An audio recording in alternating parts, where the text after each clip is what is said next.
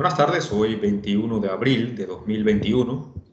Iniciamos la clase número 8 del curso de Hormigón 2 para los grupos de licenciatura en Ingeniería Civil 1 y C, 143 y 144. Le damos la cordial bienvenida a todos y como siempre, al principio de cada clase abrimos el compás para aclarar dudas, preguntas, consultas que quieran hacer. Me levantan la mano y con gusto la atendemos.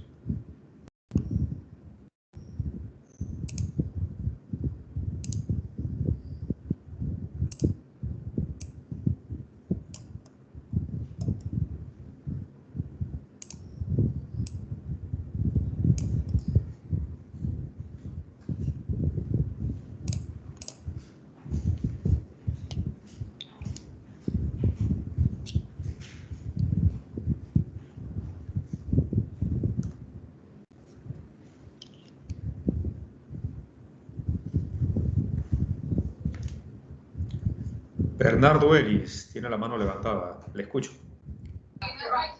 Buenas tardes, profesor.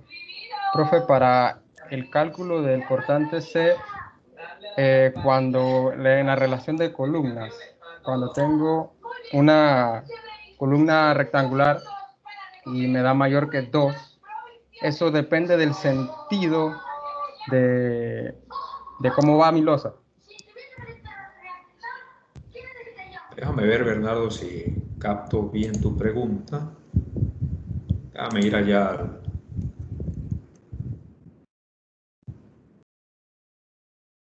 a la resistencia. Te refieres a la resistencia del concreto, ¿verdad?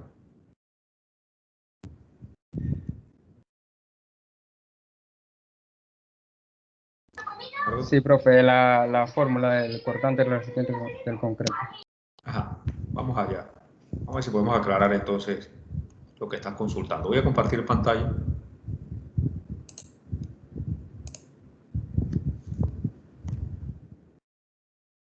Ok. Creo que específicamente te refieres a estas tres relaciones, ¿no? Entonces, desde luego, la resistencia del concreto que aporta al cortante va a ser la menor de estas tres cantidades.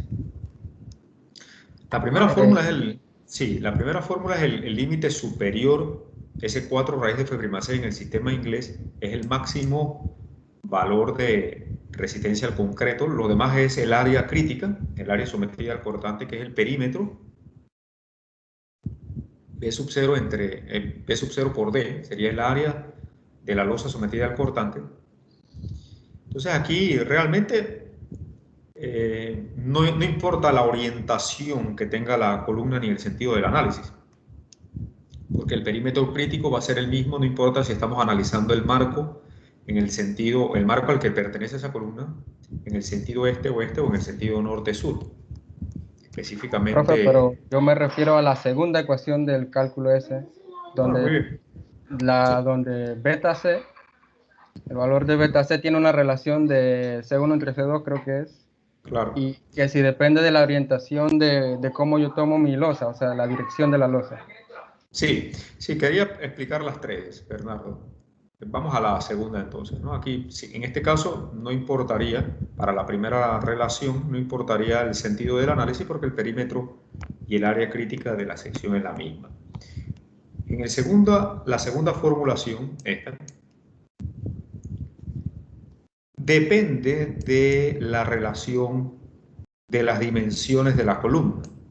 Si vemos beta sub c, es la relación que hay entre las dimensiones de la columna C1 y C2.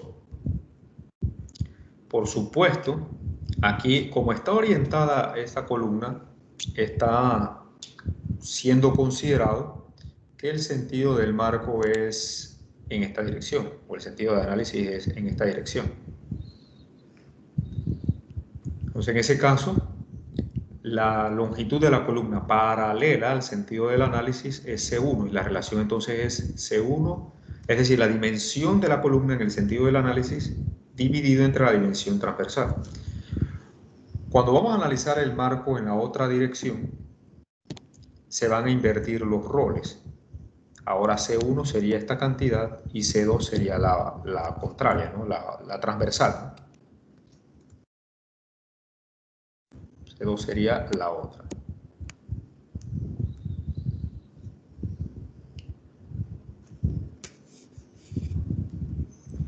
Sí, profe, eso era lo que quería saber. Muy bien. Y en el tercer caso, ya para aprovechar tu pregunta, para la tercera condición, esa condición depende de el perímetro B sub 0, el cual no importa, el perímetro B sub 0 no importa el sentido del análisis, es decir, el área crítica no depende de eso. Y esta relación lo que introduce es esta alfa sub S, que tiene tres valores o tres posibilidades, 20, 30 o 40, si se trata de una columna de esquina, de borde o interna. Así que esa situación no se ve afectada por el sentido del análisis. La única relación en la que tenemos que tener el cuidado es la segunda, porque el beta sub C sí depende de C1 y C2, que son intercambiables de acuerdo con el sentido del análisis que estemos estudiando. Quedó claro, ¿verdad, Bernardo? Sí, profe. Perfecto. ¿Alguna otra pregunta?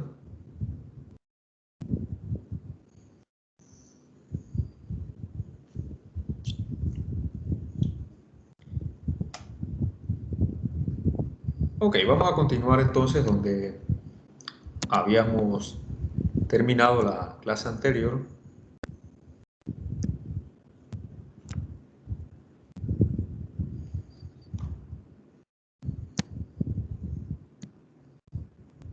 Voy a compartirles pantalla.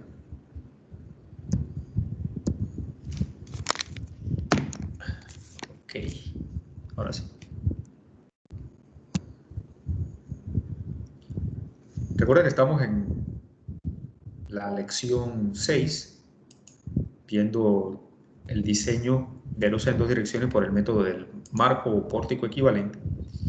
Allí nos quedan todavía un par de clases para cubrir el tema. Lo debemos llevar hasta el 28 de abril, que es el próximo miércoles. Es decir, que nos quedan 3 clases a partir de hoy, 21, 26 y 28 de la próxima semana, para cerrar este tema. Y les recuerdo la fecha de la primera prueba para el día 3 de mayo, es decir, en menos de 2 semanas, sobre los temas correspondientes a el diseño de losas en dos direcciones por el método directo y por el método del marco equivalente. Continuamos con el desarrollo de la lección donde habíamos quedado la clase anterior. Estábamos viendo, o íbamos a empezar a ver, la ubicación de la carga viva para producir los efectos más críticos, los efectos más adversos para el diseño de la estructura, en este caso el diseño de la losa. Recuerden que nosotros como ingenieros estructurales, ingenieros civiles estructurales, buscamos el escenario o los escenarios de carga más críticos o condiciones más críticas para poder realizar nuestros diseños de la manera más segura posible. Entonces observe lo que aquí se indica. Recuerde que la carga viva tiene incertidumbre no solamente de magnitud, la carga viva es muy variable. Como les explicaba la semana pasada, o la clase anterior, perdón. Si tomamos como referencia el edificio 1, donde tomamos clases allí en el campus Víctor Levi Sasso, ahora mismo la carga viva es mínima. Quizás el seguridad que anda por ahí caminando, viendo que todo esté en control, o alguno que otro personal de mantenimiento estará por allí presente. Es decir, que la carga viva en estos momentos en ese edificio es mínima, pero puede incrementarse sustancialmente si estudiamos el escenario de otros años, en una condición normal, por supuesto, sin pandemia, en un día de clase muy popular, como el primer día de clase del primer semestre, ese edificio está lleno de gente. La carga viva podría estar cerca de sus valores máximos. Entonces, la carga viva va a variar sustancialmente. Puede ser cero si no hay presencia de nadie, o puede llegar a sus valores máximos en un instante dado. Entonces varía en magnitud, pero también varía en posición, porque es una carga móvil. Y recuerda, cuando hablamos de carga viva nos referimos a todas las cargas que ocupan la edificación, no solamente las personas, sino también el mobiliario, los equipos. En ese edificio donde tomamos clases hay oficinas, donde hay mobiliarios, hay equipos que son móviles, hay bibliotecas. Esa biblioteca en algún momento, si el edificio sufre alguna modificación, puede cambiarse de ubicación. Anteriormente, quizá usted no recuerda porque usted no tiene tanto tiempo en la universidad, pero ese lugar donde está la biblioteca especializada de la facultad no siempre fue una biblioteca. Allí a veces se daba clases, era un salón de clases. Después pasó a ser un salón de estudio y posteriormente se ubicó allí la biblioteca especializada. Entonces la carga es distinta, porque la carga de los anaqueles de libros es mucho mayor que la carga de ocupación en un salón de clases. Entonces, ¿cómo nosotros tomamos en cuenta esos posibles escenarios que se pueden presentar? Fíjense lo que nos dicen aquí el texto. Si la sobrecarga de servicio, cuando nos referimos a ello, estamos hablando de la carga viva, es menor o igual que 3/4 de la carga permanente de servicio. Esta es la carga muerta. Para determinar los momentos negativos y positivos mayorados, solo es necesario analizar la distribución de carga 1, suponiendo que en todos los tramos actúa la totalidad de la carga mayorada. Lo que quiere decir esto es que si se satisface que la carga viva no exceda del 75% o 3/4 partes de la carga muerta, que es lo que ellos se refieren aquí como la carga permanente de servicio, y la carga viva sería la sobrecarga de servicio.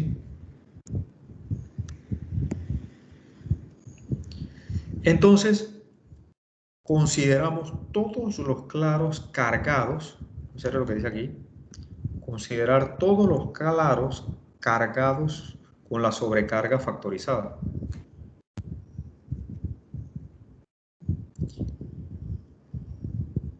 Eso quiere decir que no es necesario realizar la alternabilidad de la posición de la carga viva. No es necesario realizar la alternancia o la ubicación en distintas locaciones de la carga viva. No es requerido hacer la carga viva alternada. Sin embargo, aquí tenemos el otro escenario. Sin embargo, si la carga viva excede de 3/4 la carga muerta, perdón, disculpen. Ok, ya lo contestaron por allá. Si la carga viva excede el 75% de la carga muerta, ahí sí hay que contemplar escenarios donde la ubicación de la carga viva en distintas posiciones provoquen los efectos más adversos de flexión en la losa. Y vamos a ampliar un poco más ese concepto porque es muy importante. El caso 1 al que se refiere el primer inciso, lo que nos está diciendo es que si la carga viva no excede del 75% de la carga muerta, lo cual va a ocurrir en la mayoría de las veces. En la mayoría de las veces nosotros vamos a tener estructuras como edificios de apartamentos, de oficinas, estacionamientos, esos usos regulares o bastante recurrentes, en donde la carga viva es bastante menor que la carga muerta. En un edificio de apartamento, por ejemplo, que la carga viva es 200 kilos por metro cuadrado y la carga muerta puede estar rondando los 800, 75% de 800 viene siendo 600, y eso todavía sigue siendo mayor que los 200 kilos por metro cuadrado de carga viva.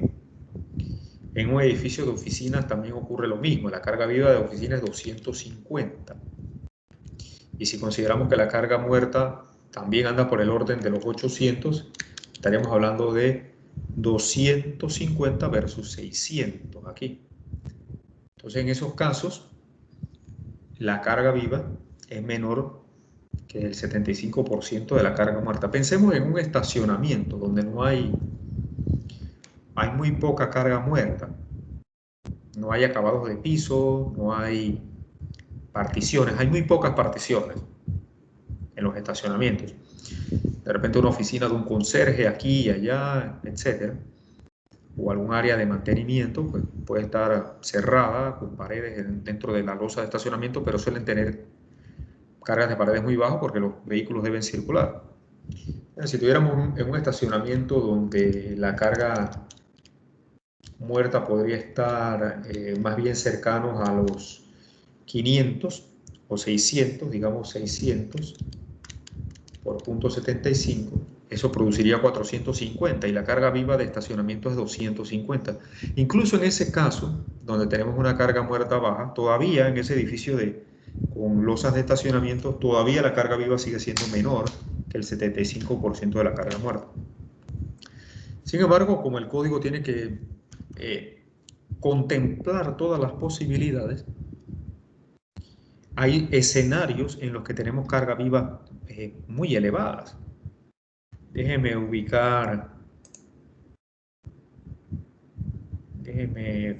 abrir permítame abrir un documento que no tenía preparado, pero ahora que me viene a la mente el ejemplo, voy a abrir el ASC 705. Voy a ubicarlo aquí en los códigos. Dame un segundo. Ok. Este documento. Le comparto pantalla nuevamente. Aquí está. Este documento ustedes lo tienen ahí en la sección de códigos, en el Teams. Este documento menciona, es el ASC 705. Es uno de los documentos más importantes en el diseño estructural porque contempla las cargas mínimas de diseño para edificios y otras estructuras. Entonces, esta es una referencia muy importante y que se adopta en el reglamento estructural panameño también. El REP hace referencia a este documento. Y si el REP hace referencia a este documento, a la ACI y a otras normas, todas esas normas pasan a ser de cumplimiento estricto en Panamá. Entonces veamos este documento para que ampliemos un poco los escenarios en los que podemos tener la posibilidad de cargas de ocupación o carga viva mayores que la carga muerta. Creo que aquí comienza con unas generalidades, combinaciones de carga. Aquí menciona entonces la carga en el capítulo 3, carga muertas. Aquí en el capítulo 4. Vamos a este capítulo 4, donde se mencionan las cargas vivas, que es lo que queremos llevar. Mira, aquí tiene gran cantidad de capítulos y apéndices. Aquí está el capítulo 4 de carga viva. Y esta es la tabla a la que quería llegar. Aquí está la carga viva, como carga uniformemente distribuida, en PCF, que es libras por pie cuadrado, y en kilopascales, que sería kilonewtons por metro cuadrado. Sería lo mismo que hablar de, en este caso, 240, 479, 287 kilos por metro cuadrado, que sería la transformación. Para familiarizarnos mejor. Entonces observen, aquí donde tenemos algunos casos típicos, como por ejemplo edificios de oficinas.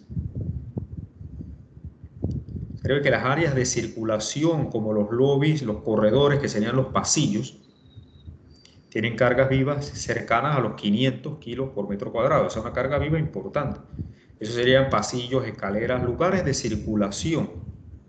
Sin embargo, en las oficinas, observen cómo la carga viva es menor, es casi 250, 240, 250 por ahí, kilos por metro cuadrado. Los pasillos arriba del primer piso bajan un poco, los pasillos del primer piso se concentran más porque cuando hay un desalojo, en los primeros niveles se concentra más gente porque es a donde se van dirigiendo las personas descendiendo del edificio que en los niveles superiores. Por eso las cargas de los pasillos del primer piso son diferentes de la carga de los pasillos de los niveles superiores. Noten la diferencia. 480 acá 380. Para uso residencial que serían edificios de apartamentos. Observe la carga aquí. Hay varias posibilidades. Si es una vivienda de una o dos familias, la carga es baja. Es 48 kilogramos por metro cuadrado o 0.48 kilopascales. Todas las áreas, esto es lo que yo utilizo para diseñar apartamentos, casi 200 kilos por metro cuadrado. Sí, porque es la mayor de todas estas. 200 kilos por metro cuadrado. Si es un uso residencial, esta es vivienda, pero si son hoteles, los hoteles también tienen un uso, observen, los cuartos privados, que serían las habitaciones, carga similar a lo de los apartamentos, de 200 kilos por metro cuadrado, pero los cuartos públicos, como salones de reuniones, por ejemplo, y los corredores o pasillos, tendrían una carga similar a los pasillos de acá, ¿no? De 500 kilos por metro cuadrado, porque en los pasillos se concentra mucha gente, sobre todo en los momentos de desalojo. Recuerden que estamos hablando de escenarios críticos. Ahora veamos algunas cargas vivas que son bien elevadas. Las escuelas, por ejemplo, cuando hablamos de escuelas nos referimos a edificios de educación, las universidades entran aquí. Los salones de clases se diseñan como los hoteles y como las residencias, con 200 kilos por metro cuadrado. Pero fíjense la diferencia en los pasillos del primer piso, 380, los pasillos arriba del primer piso, 380, y los del primer piso casi 500 kilos por metro cuadrado. O sea que las escuelas, los hoteles, los apartamentos se diseñan con cargas similares. Pero ya cuando vamos a este ejemplo, depósitos de almacenamiento. Si es de almacenamiento ligero, observe esta carga, 600 kilos por metro cuadrado, el triple de lo que se utiliza en un apartamento. Si es un depósito pesado, estos son casi 1.200 kilos por metro cuadrado, 1.200 kilos por metro cuadrado. El doble de lo que sería un depósito ligero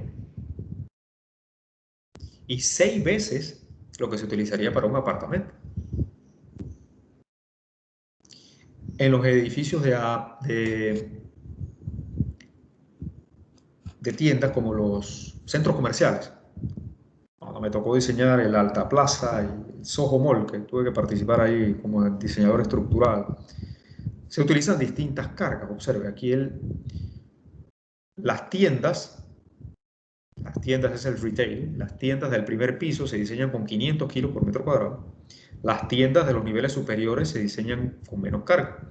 La gente se concentra más en los primeros niveles, observe eso.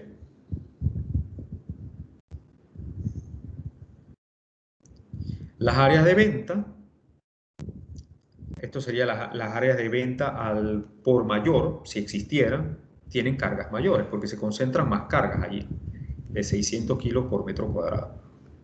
Entonces, los edificios noten ustedes, los edificios de depósito tienen cargas vivas bien elevadas. Pueden ser 600 o pueden ser 1.200 kilos por metro cuadrado. ¿Qué otros usos tienen cargas vivas elevadas? Vamos a ver dónde más hay y algunos otros.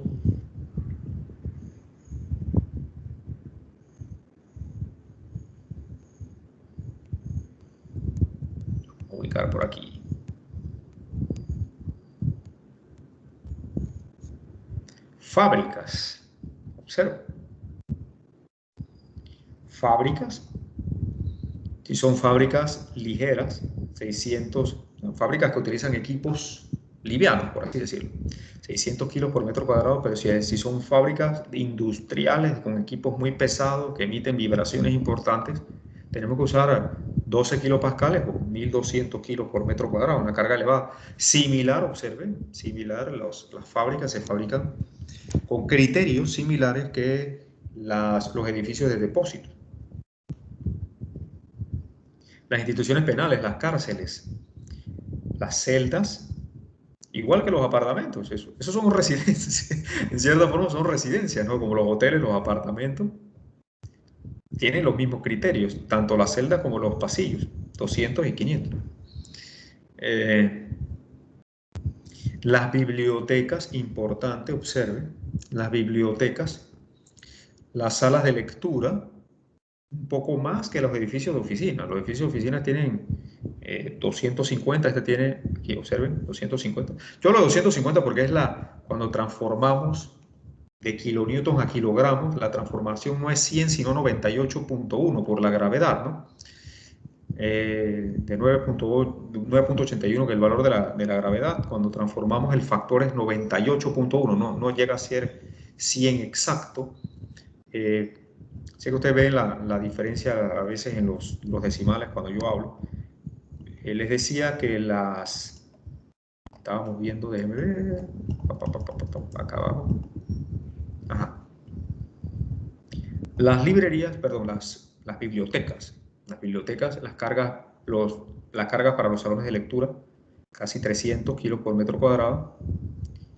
Observe esto, los stack rooms son donde se almacenan los libros, donde están los anaqueles, las zonas donde están los compartimientos, donde estarían almacenados los libros, más de 700 kilos por metro cuadrado. Los libros pesan muchísimo. Si no, échese una bolsa de libros al hombro para que vean. Más si tienen la cubierta dura, ¿no? Los pasillos, casi 400 kilos por metro cuadrado en los edificios de librería. Los hospitales son muy similares a los hoteles en cuanto a carga, salvo algunas excepciones. Por ejemplo, las salas de pacientes, observe 200 kilos por metro cuadrado, igual que un hotel, igual que un apartamento.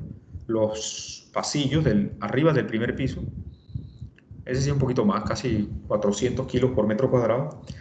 Pero los laboratorios, las salas de operaciones sí tienen una carga un poco mayor, porque allí hay equipos de laboratorio y en los quirófanos que son pesados y se utiliza una carga un poco mayor.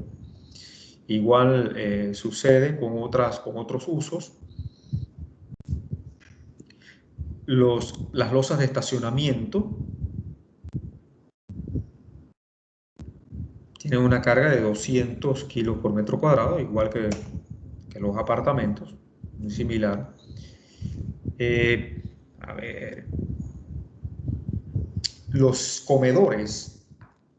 Si usted está diseñando un área que tiene una cafetería o un restaurante en un centro comercial, esas áreas concentran gran cantidad de personas. Observe que la carga casi que es 500 kilos por metro cuadrado. Las salas de baile, si usted está diseñando una sala para una discoteca, una sala de eventos, donde va a haber gente bailando, 500 kilos por metro cuadrado.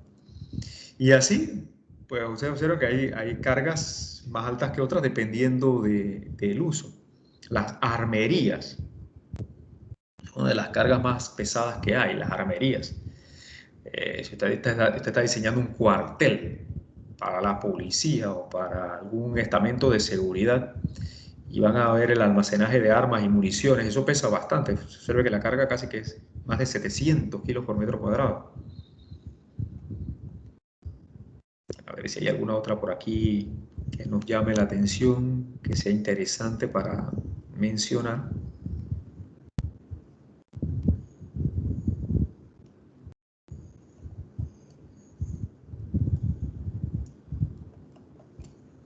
Bueno, ya hemos hablado de todas un poco,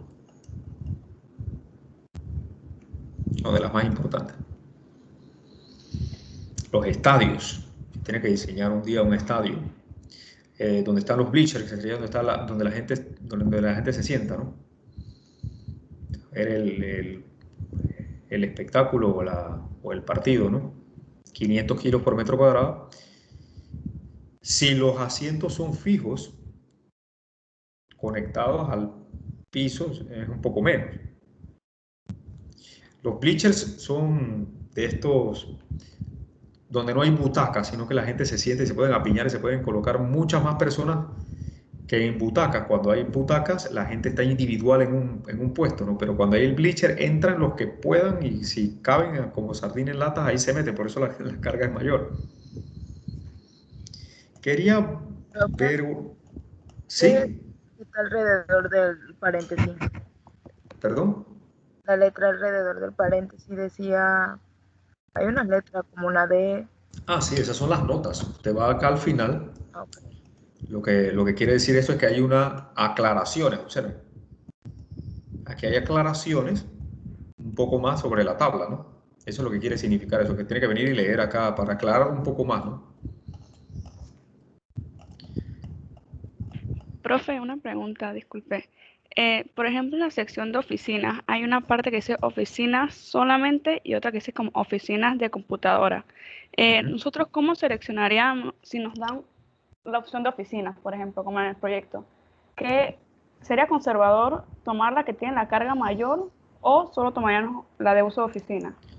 Vamos allá un momento. Voy a regresar aquí donde dice asambleas, áreas de asamblea para comentar un poco de esto. Me dijo oficinas, ¿no? Aquí. Importante la observación que está haciendo, ¿no? Observen lo que dice aquí. Cuartos de computadora o salas de computadora, eso sería como centros de cómputo. Ahí si usted ve en donde está la Facultad de Civil hay dos centros de cómputo, ¿no? Centros de cómputo o de archivos deben ser diseñados para la carga más pesada basada en la ocupación anticipada. ¿Qué no quiere decir? Y fíjense que no hay valor. Aquí no le está dando ningún valor. Ni siquiera le está sugiriendo nada. Eso quiere decir que lo que nosotros tenemos que hacer como ingenieros, aquí hay que hacer un trabajo. Miren, el ingeniero estructural tiene que saber investigar. En ocasiones, usted va a estar diseñando cosas que no están tabuladas aquí. Si tiene que diseñar un centro de cómputo o en el plano usted abre y ve que en ese edificio de oficina hay un área que dice centro de cómputo o archivadores o área de archivo. Para mí los archivadores en una oficina yo me vengo de una vez acá al store y los diseño como área de almacenamiento, como almacenamiento ligero. Y ahí le pongo 600 kilos por metro cuadrado y eso me ha funcionado bien siempre. Para las áreas de archivadores de oficina, porque para mí eso es similar a esta situación. Pero cuando tenemos cosas diferentes como un centro de cómputo, ahí usted tiene que hacer un trabajo de investigación. Usted tiene que ver, bueno, cuántas computadoras, tiene que conversar con su arquitecto, con el dueño y ver el área en sí, qué es lo que se va a hacer allí, cuántas computadoras van a ser colocadas, de qué peso, y más o menos hacer un cálculo conservador. Por eso que habla aquí basado en la ocupación anticipada. Usted quiere, lo que quiere decir eso es que usted tiene que predecir y calcular, investigar cuál va a ser la carga que se va a utilizar allí. Imagínense que a mí me tocó una vez diseñar una ampliación para un diario, para un periódico local, para la prensa. Ellos iban a hacer una ampliación de su bodega para el almacenamiento del papel que utilizan para hacer los periódicos. Hoy en día no se utiliza tanto periódico impreso, ¿no? Pero en aquella época sí, se utilizaba muchísimo. Entonces, yo estaba empezando como ingeniero diseñador y agarré este documento y comencé a buscar, bueno, almacenamiento, bueno, el papel, y uno más o menos estima, y uno dice, bueno, eso para mí podría ser un depósito ligero. Pero bueno, lo primero que yo pensé, bueno, eso debe estar por ahí cerca de los 600 kilos por metro cuadrado. También pensé, recuerdo en mi análisis, que eso podría ser similar a una biblioteca. Yo, bueno, aquí tengo stack rooms, donde se almacenan los libros, y eso por ahí está por el orden de los 700, casi 800. Entonces, en mi pensamiento inicial, yo estaba entre 600 y 700, porque por aquí en ningún lado dice carga para depósitos de papel en los diarios. Eso no está aquí. Entonces, mi primera intención como ingeniero fue, tengo 700 por un lado, tengo 600 por el otro, voy a promediar y trabajar con 650. Sin embargo, en ese momento pensé, ¿y si es más que eso? ¿Qué terminé haciendo? Bueno, lo que debe hacer todo ingeniero cuando está en duda, investigar. Yo solicité una reunión con la gente del periódico, visité las instalaciones, les dije, bueno, llévenme a ver el depósito que ustedes tienen actualmente para ver de qué es lo que estamos hablando. Fue una cosa rara, una cosa que no se presenta todos los días. Me llevaron al depósito que querían ampliar y yo vi el almacenamiento del papel que ellos utilizan y utilizan, eso viene en forma de unos cilindros, más o menos así, se ve más o menos así. Eso viene en rollos enormes, y ellos estiban uno encima del otro, desde el piso hasta el techo. Y cuando yo calculé, y llenan un salón con eso, por eso es que no les cabía y querían ampliar, ¿no? Entonces, ya con esa información, yo digo, bueno, yo medí el diámetro, la cantidad, busqué la densidad del papel, que todo eso se consigue. Hice mi propia estimación de la carga que esto producía por unidad de área. Y no eran 700, no eran 600, como dice aquí. Eso estaba más bien cercano, pasaba inclusive mayor que la carga de depósito pesado de 1000. Esto estaba pesando, cuando hice mis estimaciones, alrededor de 1500 kilos por metro cuadrado. ¿Qué hubiera sucedido si hubiera diseñado con 700, que no es ni la mitad, o peor, con 600? O con mi primera idea, que era el promedio, y trabajar con 650. Esa gente no hubiera podido utilizar ese depósito para almacenar la gran cantidad de papel que ellos utilizan. Hubieran tenido que reforzar todo ese diseño que yo había hecho porque no les iba a servir. Entonces hubieran quedado hablando muy mal de mí y hubiera sido una calamidad. En el peor de los casos, inclusive puede pasar un desastre. Si le aplican toda la carga y eso nada más tiene capacidad para menos de la mitad, va a fallar y puede haber un colapso. Entonces, gracias que me hace esa consulta porque me permite ampliar un poco más. El ingeniero tiene que ser un investigador, sobre todo en estas situaciones donde se presentan condiciones de carga inusuales. Lo que les quería mencionar también de las áreas de asamblea, aquí. Observe, asambleas y teatros. Si los asientos son fijos, observe la carga. En asientos fijos, la carga viva es menor que cuando tenemos asientos móviles, o cuando tenemos aquí en asientos móviles. Observe que los asientos móviles, la carga es casi 500. Mayor, porque cuando los asientos son móviles o cuando no hay asientos y lo que hay son bleachers, ahí se puede meter la cantidad de gente dependiendo de lo popular que sea el artista que se está presentando, ¿no? Si es el escenario, en los escenarios la carga viva todavía es mayor, porque en los escenarios hay luces, hay equipos de sonido, y eso suele ser bien pesado.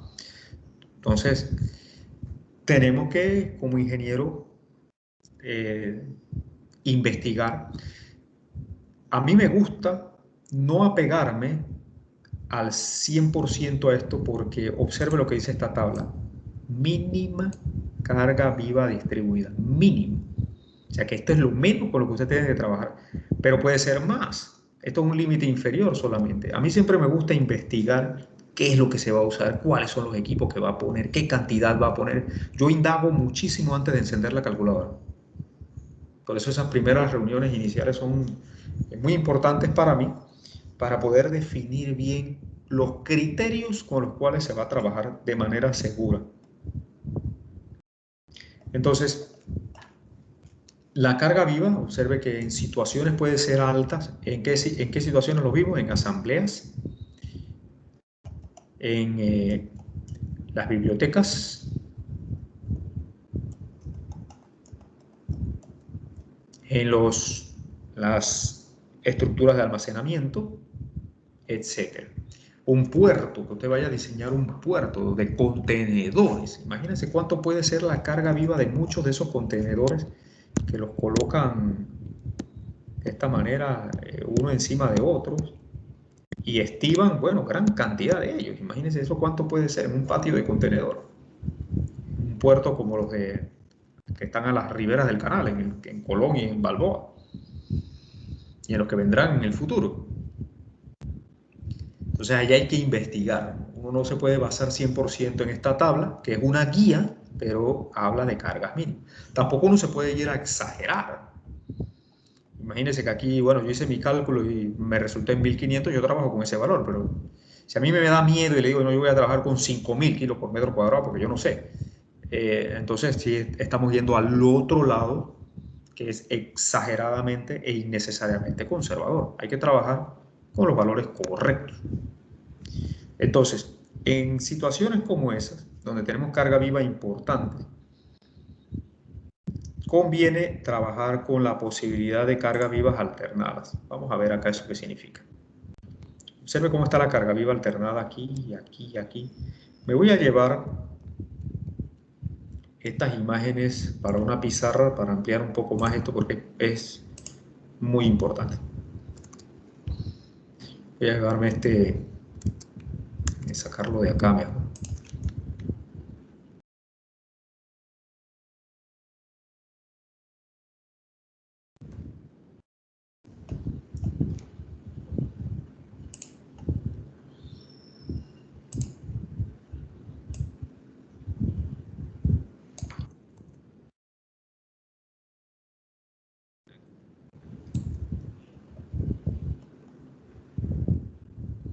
Ustedes recuerdan su concepto de línea de influencia. Las líneas de influencia son importantes precisamente en los casos que nosotros tenemos cargas vivas móviles. Voy a utilizar un puntero un poco más delgado.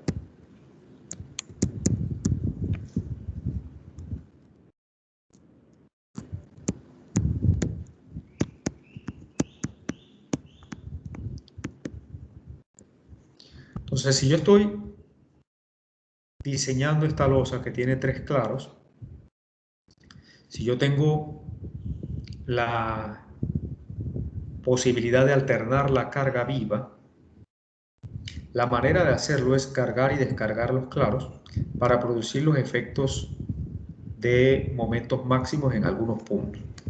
Observe que en este caso, cuando la carga viva es menor que 3/4 de la carga muerta, no hay que hacer el análisis de cargas alternadas y se coloca la carga muerta y la carga viva juntas, completa. Y con eso diseñamos. Esto lo vamos a poder aplicar en la gran mayoría de los casos. Este tipo de escenario de carga muerta uniformemente distribuida, de carga viva de igual forma uniformemente distribuida. Los demás casos que aquí se presentan se van a utilizar cuando la situación es tal de que la carga viva es mayor que el 75% de la muerta. Y la manera de alternar la carga viva es siguiendo el concepto de línea de influencia. Aquí, por ejemplo, si fuéramos a construir o fuéramos a diseñar para el momento máximo positivo que se produce aquí, disculpen, el momento máximo positivo que se produce en el centro de este claro, ¿cuál sería la condición de carga para maximizar el momento allí? Yo tengo que construir la línea de influencia del momento positivo en el centro del claro.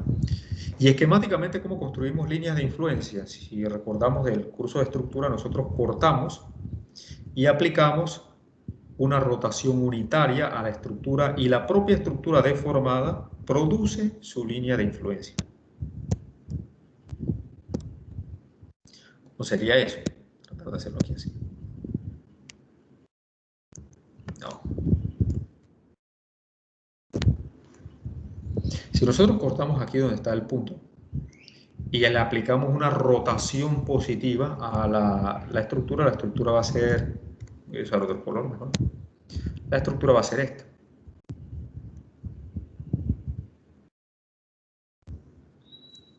Estos nudos van a rotar, de manera que aquí tendríamos nuestra posición de estructura deformada.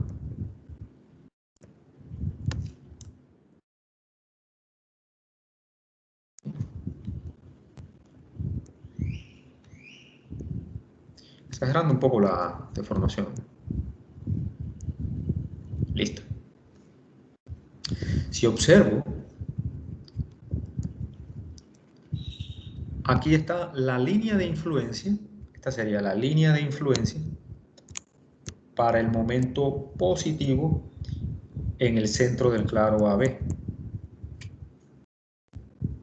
¿Eso qué quiere decir? Que mi carga viva, que es móvil, yo la debo ubicar en los puntos donde tenga áreas positivas. ¿Dónde están esas áreas positivas? Aquí y acá. Me coloco mi carga viva aquí y acá, tal como aquí se observa. Dejo descargada el claro contiguo. Es decir, cargo, descargo y cargo. Eso se llama carga viva alternada. Y la razón de hacerlo de esa forma, cargar, descargar y cargar, es para maximizar el momento positivo que aquí se produce. Entonces se carga de esta manera. El 100% de la carga muerta se coloca completa y se coloca el 75% de la carga viva. Entonces este es un segundo escenario de cargas que hay que analizar. El primer escenario es de carga viva completa.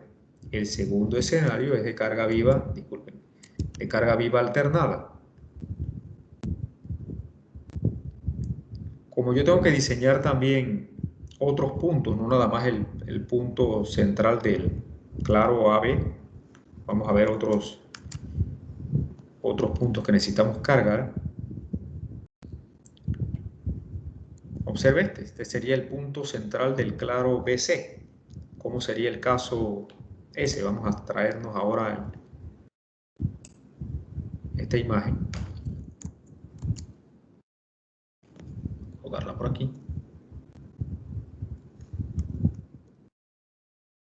Okay. Ahí está. ¿Cuál sería ahora la línea de influencia para el momento positivo en el claro BC? Hacemos precisamente lo mismo, cortamos allí, en ese punto, y aplicamos una rotación positiva. Eso va a ser una rotación unitaria realmente. Eso va a hacer que la luz haga esto.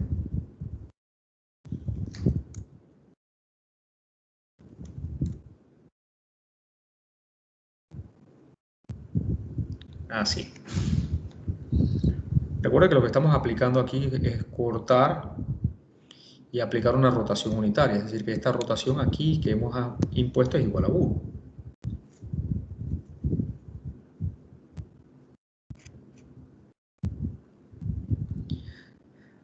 Para completar la deformada voy a dibujar las rotaciones de los nudos.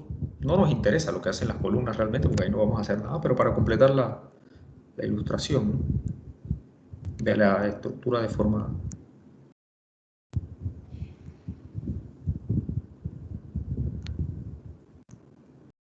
Ahí está. Entonces, para maximizar el momento en el punto central del claro BC, yo solamente tengo que cargar ese claro y descargar los contiguos. Descargo, cargo y descargo, porque esas son áreas negativas. Entonces este es un tercer escenario que tenemos que analizar. El primero es el de la carga completa, el que me mostraba aquí en el primer caso. El segundo es con la carga alternada, cargo, descargo, cargo, y en el siguiente hago lo opuesto, lo que antes estaba cargado ahora lo descargo y lo que antes estaba descargado ahora lo cargo. Entonces eso va a maximizar en el primer escenario los momentos en este punto, en el segundo los momentos en este punto. Ahora, ¿qué pasa con los negativos? ¿Qué pasa con los negativos? En el punto A y en el punto B, porque también tengo que diseñar los momentos negativos.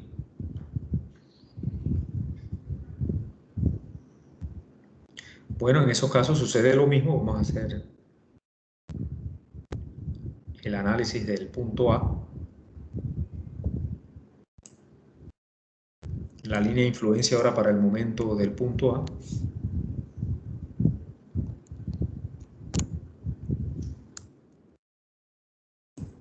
Por aquí.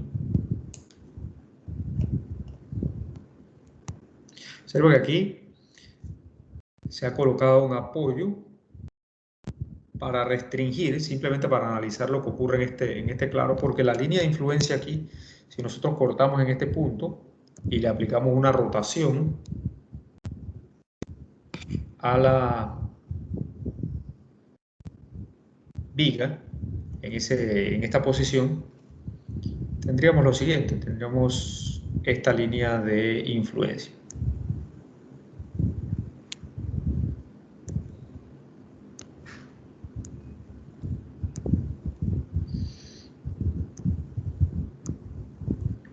Entonces solamente necesito cargar aquí con la carga viva adyacente al punto A para maximizar, esto sería la línea de influencia para el momento en el punto A. Colocar toda la carga allí y descargar lo demás produce el máximo allí. Veamos el otro, el otro escenario para los momentos negativos. Vamos a ver cómo sería.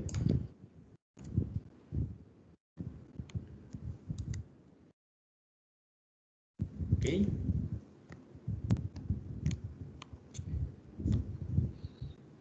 Yo voy a extrañar esto cuando regresen las clases presenciales. No, mentira, igual uno lo puede seguir utilizando. ¿Cómo construiríamos la línea de influencia ahora para este momento negativo? Igual que hemos hecho en los demás casos, ahí cortaríamos y aplicamos nuevamente una rotación, ahora de tipo, como si este apoyo no existiera, por supuesto. Y al hacer eso, nuestra línea de influencia entonces haría esto. Vamos a acomodarlo un poco. Así.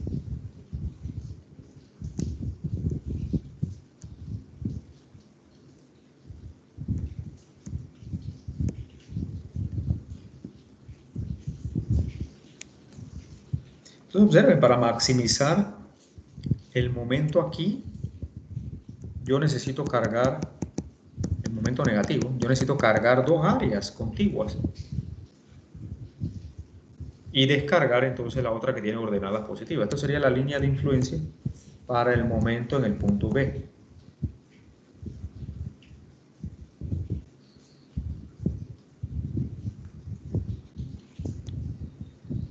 La anterior la dibujé positiva, pero en realidad lo que ando buscando es que este momento, encontrar la línea de influencia para este momento que en realidad va a ser negativo, ¿no?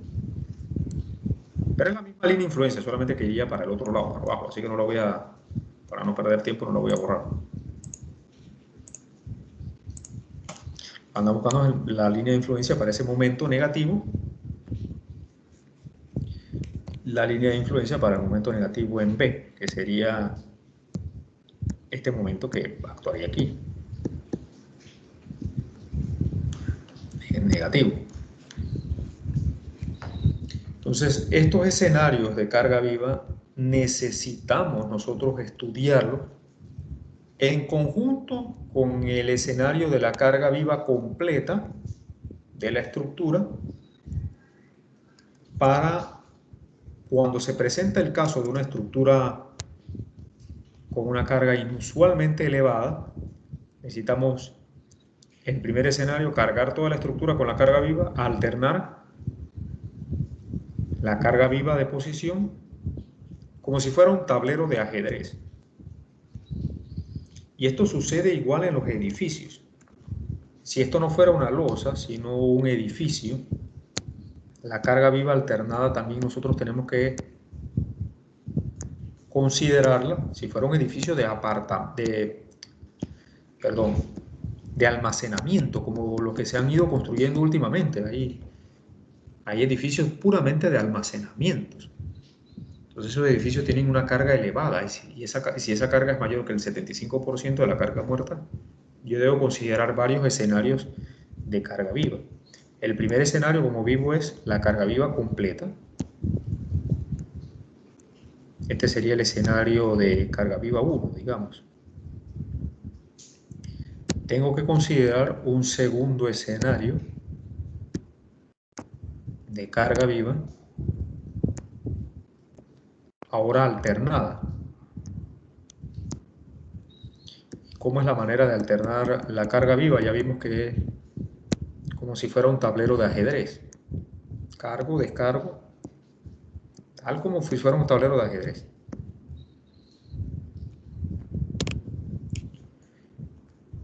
Esta condición de carga viva 1 me va a producir las cargas axiales mayores en las columnas, por supuesto, y en las reacciones. Esto va a producir los momentos desbalanceados más grandes, ¿no?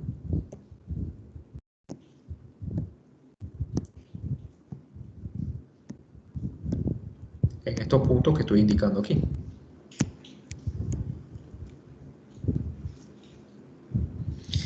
Y el tercer escenario entonces sería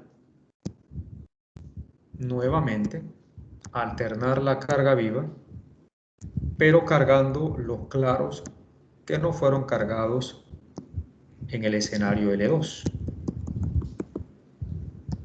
Aquí tendría un tercer caso de carga viva, pero ahora cargando los claros blancos, ¿no? Aquí.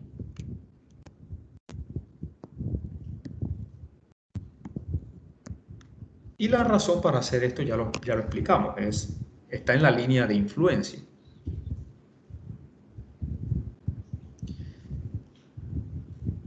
Esto va a producir los momentos desbalanceados mayores, las mayores flexiones, ¿no? En estos puntos.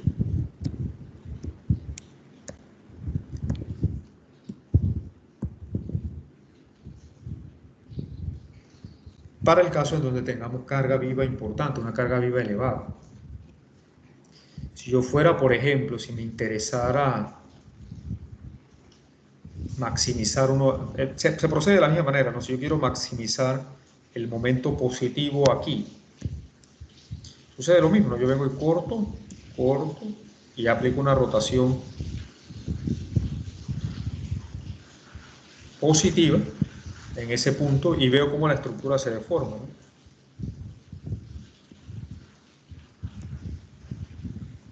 Como siempre les digo, ¿no? Para los ingenieros estructurales, anticipar la deformación de las estructuras es algo de fundamental importancia. Se observe cómo se van marcando de una vez, cómo va coincidiendo las líneas de influencia positiva con los puntos donde yo he cargado mi estructura aquí, ¿no? Aquí va a suceder lo mismo.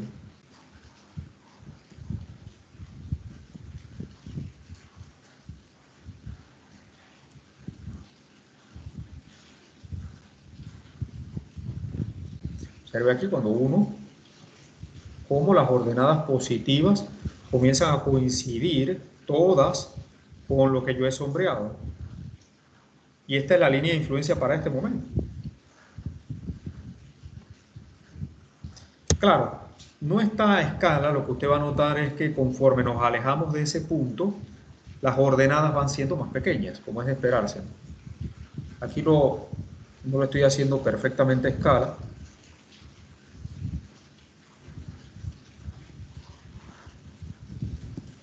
Pero el concepto se mantiene. Observe aquí, también ocurre lo mismo. Todas las ordenadas positivas están coincidiendo con los puntos de la carga alternada que coloqué.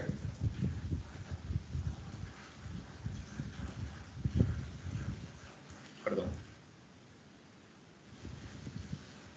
Y ya en el techo entonces tendríamos esto.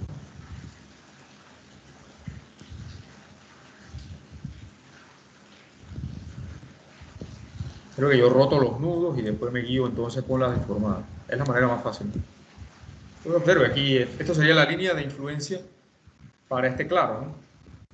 Entonces observen, todas las ordenadas positivas coinciden con la posición de esa carga alternada. De esa manera, entonces vamos siempre a obtener con estos tres escenarios las posibilidades más adversas, ¿no?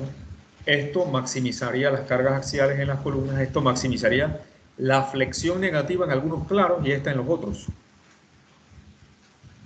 No quise hacer toda la línea de influencia para no invertirle tanto tiempo a eso, pero este sería un ejemplo de por qué, que ilustra del por qué se alterna la carga, ¿no? Y en las losas se procede siguiendo el mismo criterio. Lo que eso está buscando es alternar la carga siguiendo ese mismo patrón de juego de ajedrez.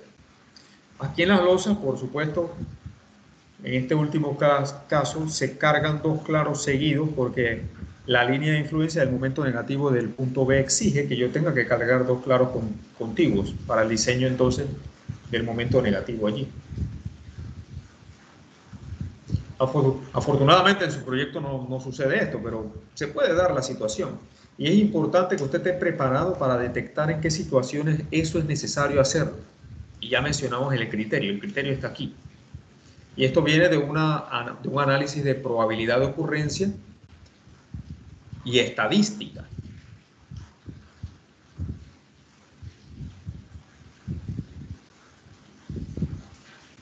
Entonces, como ingeniero hay que ser muy intuitivo en anticipar los posibles escenarios que se pueden presentar de carga que se pueden presentar en una estructura. Una vez, para ilustrar, una vez falló un teatro con la mitad de la carga viva. Y usted me dirá cómo es posible que algo falle con la mitad de la carga. Pues ya le voy a explicar qué fue lo que pasó. Imaginemos este escenario. Vamos a pensar de que tenemos una estructura como esta.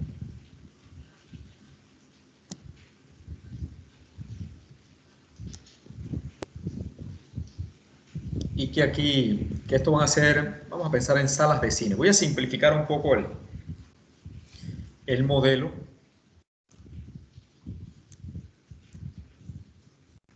Vamos a suponer que aquí van a haber salas de cine que van a estar separadas o van a estar divididas aquí a la mitad por una pared.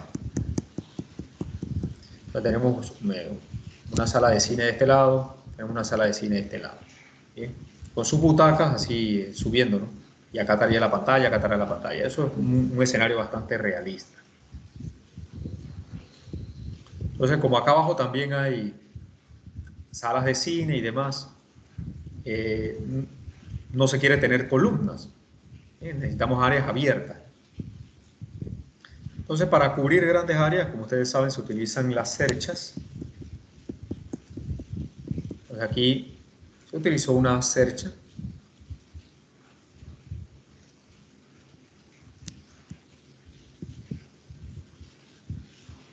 Perdón.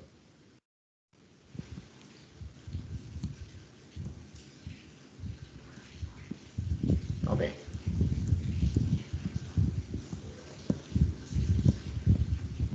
Esquemáticamente, digamos que era esto.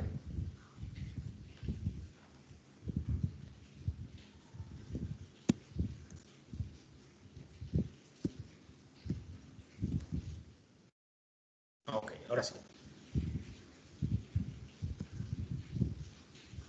Entonces, por supuesto, yo puedo tener carga viva de un lado, de ambos lados, o puedo tener carga viva de un lado y no del otro. ¿Qué sucedió? Como sucede aquí en Panamá y sucede en todos los lugares, querían inaugurar esto rápido. Entonces se concentraron en habilitar una de las salas mientras las otras todavía estaban en construcción. Entonces el día de la inauguración, esto todavía estaba sin terminar, se habilitó para la ceremonia de inauguración solamente una de las salas, ¿no? Entonces aquí se concentró esto lleno de gente y acá no había nadie. Y esto hizo esa condición de carga viva, con carga viva solamente de un lado, hizo que fallara este elemento que está aquí. Si la carga se hubiera colocado completa, este elemento hubiera resistido.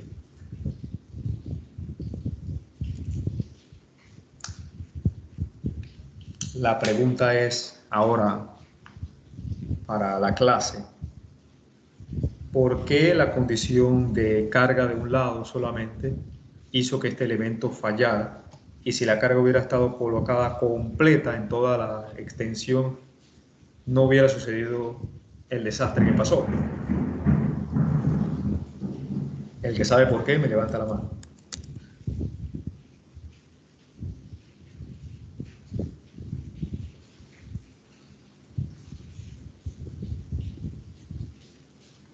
Era más segura cargar toda la estructura que cargar la mitad nada más. ¿Por qué?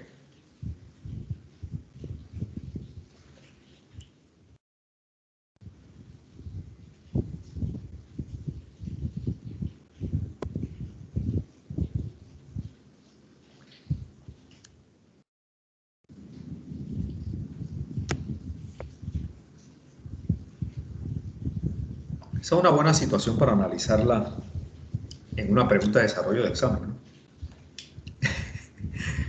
Explique qué pasó y cómo pudo haberse evitado.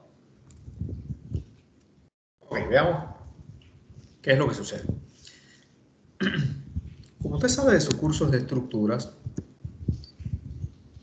en una cercha, las cuerdas, la cuerda superior y la cuerda inferior, se encargan más que nada de resistir la flexión. Y las diagonales y verticales se encargan más que nada de resistir el cortante. Como ustedes saben, la flexión, lo voy a colocar aquí a un lado,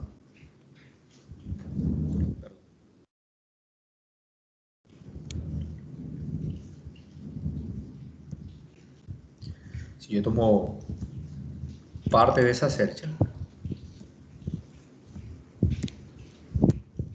la flexión se va a transmitir en forma de fuerzas de compresión y de tensión, que si el sentido de la flexión es positiva, la cuerda superior va a estar en compresión, la cuerda inferior va a estar en tensión. De igual forma, la cercha es un elemento en flexión, como si fuera una viga, solamente que es una viga hueca, donde el comportamiento se da a través de elementos axialmente cargados. Pero es un elemento en flexión igual. De igual manera, nosotros vamos a tener aquí cortantes y parte de la carga aplicada, ¿no? Estos cortantes, por supuesto, se van a ir repartiendo internamente entre las diagonales y los elementos verticales. La compresión, tensión, dependiendo de cómo esté la geometría allí, ¿no? Entonces, el momento flector se va por las cuerdas superiores e inferiores y el cortante se va por las diagonales, mayormente, por supuesto. Ese sería más o menos el recorrido. Entonces, a este elemento que está aquí, vamos a analizarlo. Si fuéramos a construir la línea de influencia de este elemento axialmente cargado, ¿yo qué tendría que hacer? Yo tendría que cortar ese elemento y aplicar un desplazamiento en el sentido de esa diagonal. Y la línea de influencia correspondiente, perdón, voy a hacer el dibujo por acá abajo, la línea de influencia correspondiente, la línea de influencia para la fuerza axial de la diagonal central sería, si yo aplico un desplazamiento en este sentido, parte de la cercha va a subir, parte de la cercha va a bajar. Entonces me formaría un triángulo aquí. Esquemáticamente, esa línea de influencia tendría más o menos esta forma.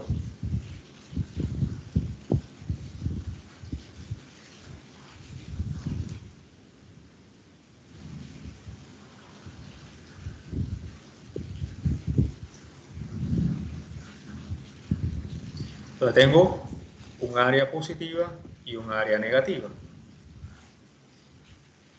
Si ustedes recuerdan de sus cursos de estructuras, la magnitud de esa fuerza axial, utilizando, la magnitud de esa fuerza, utilizando el concepto de línea de influencia, si la carga es uniformemente distribuida, si yo aplico la carga en toda la longitud del elemento, la fuerza es igual a la magnitud de la carga por el área del diagrama de línea de influencia. Entonces, si yo aplico la carga completa, estas dos áreas tienden a ser muy similares. Entonces, el área total cargada tiende a ser 0 y la fuerza en el elemento tiende a ser muy baja. Y el ingeniero diseñador de este proyecto, cuando hizo el análisis estructural y le aplicó toda la carga, le resultó que la carga que estaba recibiendo este elemento era tan pequeñita que con colocar un elemento mínimo allí de construcción tenía la resistencia de sobra para ese escenario.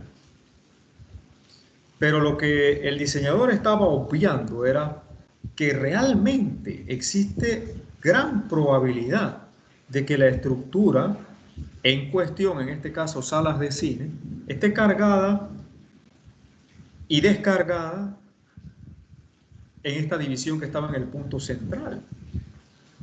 Si no se toma en cuenta eso, y vimos que las asambleas, los teatros tienen una carga viva importante, donde yo debo entonces considerar esa variabilidad en los escenarios, lo que he debido hacer es estudiar no solamente este caso, sino también este otro escenario, en el cual ahora la carga está aplicada solamente en la mitad del elemento, o en la mitad de la estructura. Permítame, acá hay micrófonos abiertos. Gracias. En ese caso, entonces, si la carga viva solamente está en la mitad de la estructura, ahora el área dista mucho de ser igual a 0 o de tender a 0. Ahora es toda esta área positiva. Entonces ya aquí sí tiene un valor importante y esa carga, entonces, si es mucho mayor que 0, no es igual a 0, y voy a tener entonces un valor de diseño mucho más alto que el que se produce si toda la edificación está cargada. Entonces, si este elemento se hubiera diseñado para el escenario de carga de un solo lado nada más, él hubiera resistido esa condición de carga y no hubiera pasado nada. Donde falla este elemento es el colapso de todo el edificio, por lo menos un colapso parcial allí. Entonces, esa es la diferencia entre saber y no saber muchas veces, ¿no? ¿Cuándo debo utilizar esa posibilidad y cuándo no? Otra forma de haber detectado el problema hubiera sido esta. Recuerda que nosotros aquí podemos plantear muchos modelos, perdón. Nosotros podemos plantear muchos modelos. Si yo quiero hacer un análisis rápido de esto, yo puedo considerar esta cercha como si fuera una viga simplemente apoyada y la cargo y hago mi análisis rápido y tengo un diseño preliminar que después puedo ir ajustando. Así que vamos a ver. Si yo tengo esa cercha y la modelo como una viga, ya vimos que eso es posible porque los elementos en flexión de cercha tienen un comportamiento similar al de una viga. Y cargo con carga viva completa. El diagrama de cortante que voy a obtener ya lo conocemos. El diagrama de cortante produciría un valor máximo de WL medios, en este caso, siendo L la luz. Y observe que el cortante cerca del medio es pequeño. Por eso cuando cargo la viga completa, el cortante, que es lo que se va por las diagonales y las verticales, es bajo y por lo tanto la carga de diseño en ese escenario para ese miembro es pequeña.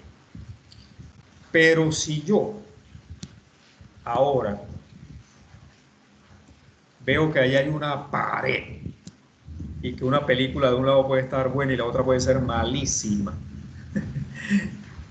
ahí está más que obvio de que yo puedo tener la carga viva solamente de un lado.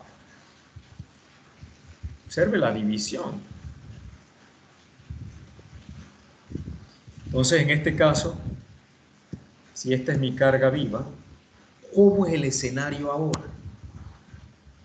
Veamos el escenario del cortante. Por supuesto, yo voy a tener un cortante aquí mayor que acá. Y mi diagrama de cortante ahora va a lucir así. Sube. Comienza a descender. Comienza a descender hasta aquí, hasta este punto, ¿no? Después se mantiene constante y cierra. Entonces debo esperar un diagrama de cortante que haga más bien esto, ¿no?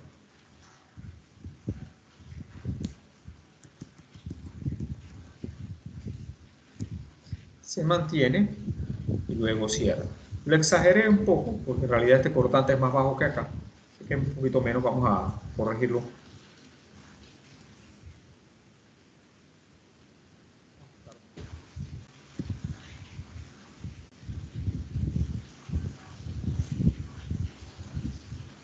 Ahora sí. Ahora sí, mucho mejor. Entonces observe, ahora el cortante en esta zona más bien tiende a ser similar a la reacción de este lado. Y ese cortante en esta región es muy diferente de cero. A diferencia donde el cortante acá tiende a ser cero, en esa región que es donde está la diagonal ubicada. Entonces aquí hay otro motivo para el cual hemos debido haber diseñado ese elemento con una carga que tiene gran probabilidad de ocurrencia.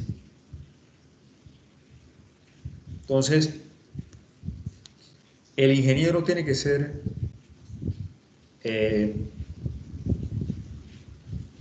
muy meticuloso, anticiparse. El mejor ingeniero es aquel que puede, como lo dice la misma norma, anticiparse a las cargas que van a ocurrir, a las cargas de ocupación. Que no lo tome por sorpresa como a este señor, ¿no? Es que yo no analicé eso. ¿Cómo no lo va a analizar si es más que obvio? Pero bueno, a veces lo obvio lo es para algunas personas y para otras no tanto. Entonces algo sencillo como esto se pudo haber evitado primero con el conocimiento de la norma, el saber que yo tengo que alternar la carga viva si ella es una carga viva importante.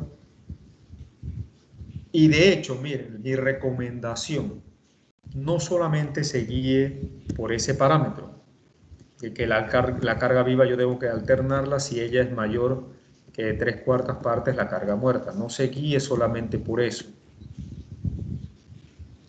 Examine para lo que se va a utilizar la estructura. Vaya al campo, visite estructuras similares a esas. Si es una ampliación, haga lo que yo hice. Vaya allá, converse con la gente, reúnase. Examine todas las posibilidades y si aún usted tiene una carga viva que por su naturaleza puede presentarse de manera alternada, no se guíe solamente por este criterio. Haga el análisis de carga viva alternada, porque va a ocurrir.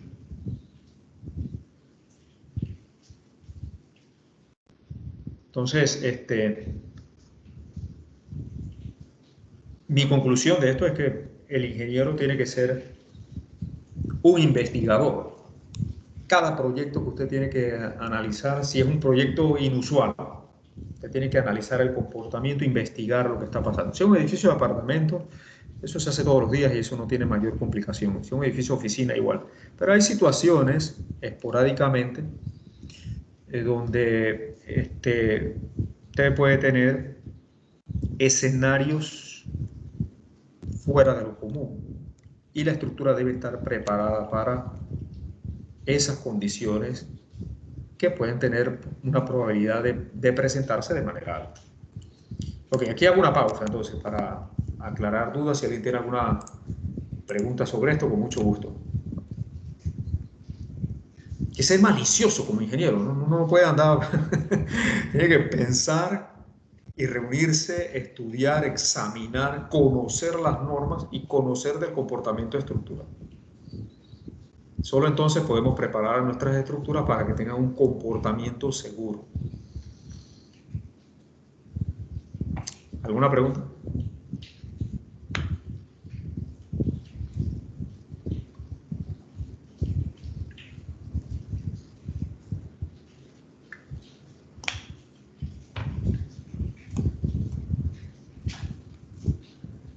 En nuestra defensa, recuérdese que nosotros como ingenieros somos sujetos de demandas, somos sujetos de denuncias. Si hay algún problema estructural, algún colapso o alguna situación de mal comportamiento de una edificación que no se espera, demasiado agrietamiento, cosas así, eso puede pasar y cuando hay dinero invertido y hay reclamos, usted puede ser llamado a juicio. Eso no dudes que puede pasar. Siempre está en la posibilidad. Y su mejor defensa está en sus criterios, en el uso de las normas, en sus memorias de cálculo, en todo lo que usted utilizó para el diseño de su estructura. Observe lo que aquí se indica, ¿no? Cuando en esta tabla se habla de cargas mínimas. Usted puede decir en su defensa, no, yo me basé en el código y ahí dice que esa ampliación para el diario es para papel, así que yo utilicé lo que dice la norma para cuartos de lectura en librería donde hay almacenamiento, perdón, cuartos de almacenamiento de libros, y utilicé depósito. Depósito ligero porque como es papel y el papel lo aguanta todo, utilicé 700 kilos por metro cuadrado. Ni siquiera utilicé 600, sino utilicé 700. Entonces ahora hay un reclamo porque el dueño dice que su carga es mucho mayor de lo que aguanta la estructura. ¿Usted cómo se defiende? Usted saca este documento. Usted dice, no, eso es lo que dice la norma que yo debo utilizar. Pero el abogado del dueño, apenas lea aquí carga mínima, usted no va a tener mucha defensa con esta norma. Porque la carga mínima significa que es lo menos para lo cual usted debe diseñar, pero si la estructura se requiere que resista más, usted no puede utilizar este mínimo, tiene que irse mucho más a lo que es. Si es que Si usted muestra que en sus cálculos usted fue y tomó fotografías, las anexó, hizo el cálculo de esto y resultó que el diseño debía hacerse con 1500 kilos por metro cuadrado y el dueño fue más allá y le aplicó 3000 porque es inusual, entonces la culpa es del dueño y hubo un fallo. Entonces la culpa es del usuario porque le aplicó una carga exageradamente mayor de la que se tenía contemplada como carga de ocurrencia o carga de servicio. Así que hay que ver bien, y esto cuando sucede va a una investigación. Entonces, hágase amigo de buenos abogados y haga las cosas bien. Ese es un buen consejo que les puedo dar. Ok, ¿alguna pregunta antes de cerrar? La intención nunca es asustarlos, la profesión nunca se puede ejercer con miedo. El miedo paraliza a la gente, el miedo nunca es un buen aliado. Y también el miedo a veces hace que la gente se vaya al extremo de lo innecesariamente conservador. Eso no es necesario, eso no es prudente. Usted tiene que hacer las cosas respetando las normas, respetando los criterios y también haciendo uso del sano juicio ingenieril y de la investigación. Investigar, indagar, consultar, estudiar es labor de todos los días de los ingenieros. Y eso no tiene nada de malo. Eso no quiere decir que usted no sabe hacer las cosas, sino todo lo contrario. Usted está estudiando todos los escenarios posibles para entonces hacer un diseño seguro. Porque cualquiera le puede salir, oiga, pero ¿para qué va a venir a ver si eso es papel? ¿Qué va a venir a hacer para acá? Estamos ocupados, no pierda su tiempo en eso. Diseñe, que para eso está usted es ingeniero. No, señores, así no funciona esto. Pero usted tiene que educar a la gente y explicarle por qué es necesario investigar el comportamiento de una estructura, porque usted quiere primero proteger la vida de la gente y también proteger el bolsillo del inversionista. Si a mí me dicen, no, asuma algo, yo lo que voy a decir y nunca me falla, bueno, yo voy a asumir algo tan conservador que lo que va a terminar es costándole muchísimo más al dueño de la edificación de manera innecesaria. ¿Quiere que procedamos? No. Si me va a costar más, mejor venga mañana mismo y examine usted. No falla. Donde a usted, a la gente le toca el bolsillo. Si le habla de la seguridad de la cosa, la gente no entiende eso. Pero cuando usted le dice, va a costar mucho más porque yo voy a curarme en salud y voy a ser excesivamente conservador porque es la única forma de atender la incertidumbre. Y entonces eso le va a costar el doble de lo que costaría en una situación donde a mí se me permite investigar bien para qué se va a utilizar. Ah, no, ¿cuándo quiere venir? ¿Ahora o mañana? Eso es parte de la... Hay algo de la psicología de la profesión que hay que saber utilizar. Es un arte y hay que saberlo utilizar bien. Porque usted tampoco quiere ir a manipular a nadie ni llegar a ofender a nadie, ¿no? Tiene que saber utilizar el tacto, ¿no? Debiera haber un curso de manejo de clientes, manejo ético de la profesión, psicología de la profesión.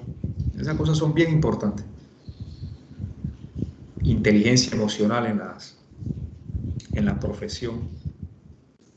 Eso no se da en las carreras, usted lo va a ir aprendiendo poco a poco y se va a acordar de mis palabras. Y hay muchas presiones también. Cuando alguien quiere ahorrarse en algo, lo van a presionar para que usted flexibilice sus criterios. Y eso sí podría ser peligroso. Bien, ¿alguna pregunta?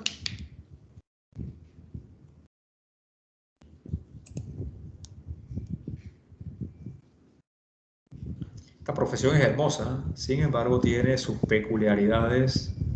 Hay presiones y hay tentaciones tremendas que usted tiene que anteponer siempre el criterio técnico por encima de cualquier otra presión que pueda presentarse. Bien, déjeme ver qué más tenemos por aquí. En la próxima clase ya debo estar terminando de cerrar este tema.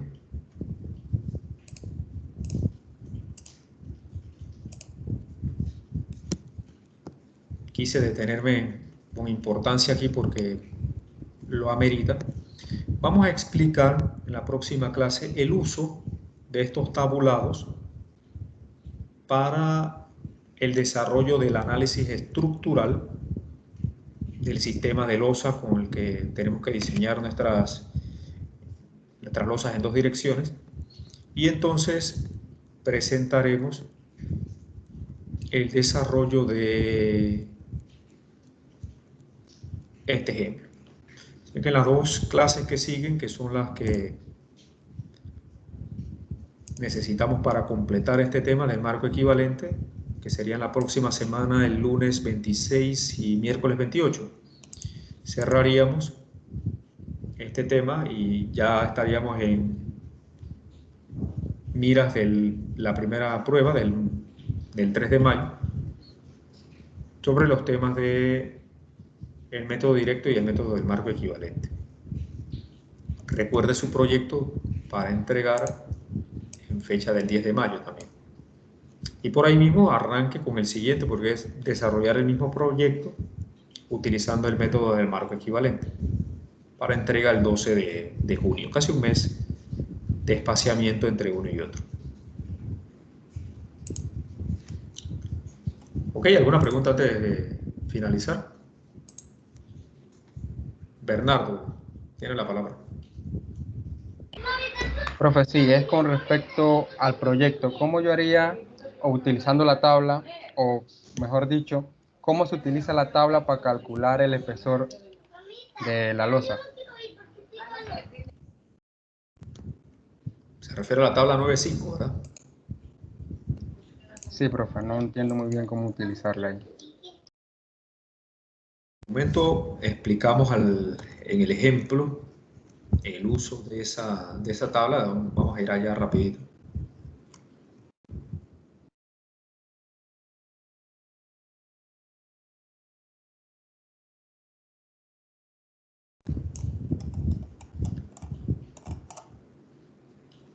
Aquí. Dice espesor mínimo de losas sin vigas interiores. ¿Okay? O sea, una losa de placa plana sin vigas interiores. Entonces aquí hay varias posibilidades, sin ábacos, con ábacos. Vamos a suponer que usted quiere diseñar una losa sin ábacos. Profe, ¿te está compartiendo? Disculpe. Gracias. Disculpe, gracias. En esta tabla 9.5c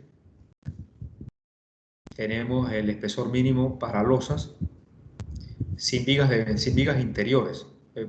Vamos a pensar que tenemos una losa sin ábacos. Aquí puede ser con ábacos o sin ábacos. Por lo general utilizamos grado 60 para el refuerzo. Entonces tiene varias posibilidades. Voy a abrir aquí utilizar esta pantalla.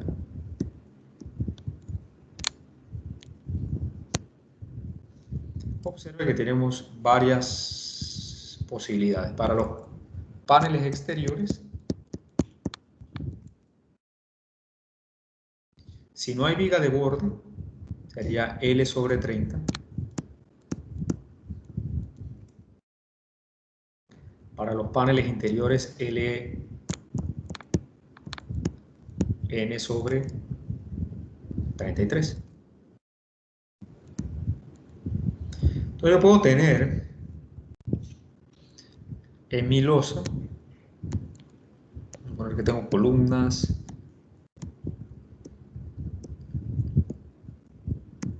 y tengo claros exteriores, claros interiores, que esto sigue para allá y sigue para acá, ¿no? Entonces yo puedo tener mis paneles exteriores. ¿Cuáles serían? Estos serían paneles exteriores, porque tiene un borde libre, ¿no? Y estos serían paneles interiores. Voy a colocarlos en azul. Todos estos serían paneles interiores y los que seguirían para allá. Los exteriores son todos estos, los del perímetro. Entonces aquí lo que yo hago es que busco de las longitudes libres, cara a cara, por supuesto, cara a cara de las columnas, que sería mi LN. Ubico algunas de ellas, yo puedo tener varios, y tengo un espesor, digamos, promedio para los claros exteriores. Puedo hacer lo mismo, yo puedo examinar estas longitudes en un sentido y en el otro para los claros interiores. Si tengo muchas diferencias entre ellos, puedo tener varios casos aquí, puedo sacar un espesor interior para los claros interiores. Por lo general lo que yo hago es que agarro esto y promedio, y tengo un solo espesor, promedio de losa, y lo redondeo al centímetro más próximo. Por ejemplo, si me resulta un espesor de losa de 0.2387, ¿no? De tanto promediar todo esto, ¿no? Bueno, recuerden que esto es diseño, esto no es tan matemática de irse al cuarto, quinto decimal, nada de eso es necesario. Lo que yo hago es unificar y trabajar con un espesor promedio de 24 centímetros de losa, y con eso hago mi diseño. Es un ejemplo, puede ser 23, 22, 21, 20, por ahí andan los espesores de losa, ¿no? Este es un poco grueso, una losa de 24 centímetros un poco gruesa, pero puede darse el caso, si las luces son grandes. De Bernardo. Sí, profe, gracias. Muy bien, gracias a usted. Perfecto, entonces quedamos aquí por el día de hoy. La próxima semana completaremos este tema. En la clase del lunes vamos a terminar de ver la parte teórica, y en el miércoles vamos a hacer el ejemplo para que entonces quede bien claro, y con eso cerraríamos. Entonces, cuídense mucho y nos vemos la próxima clase. Saludos.